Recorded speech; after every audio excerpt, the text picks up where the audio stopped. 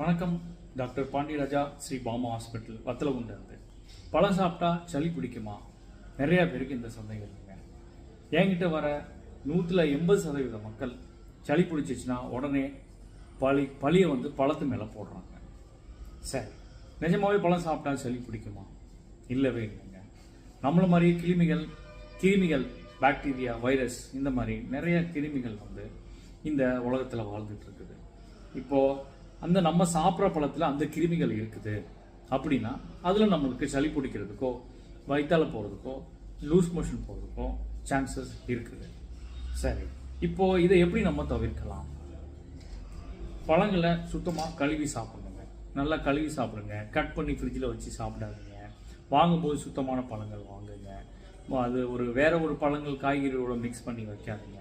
சுத்தமாக அந்த பழங்களை கழுவி சாப்பிட்டா பழங்கள் நம்மளுக்கு சளி பிடிக்கிறதுக்கு வாய்ப்பே இல்லைங்க. ஸோ எக்காரணத்து கொண்டும் பழங்களை ஒதுக்காதுங்க.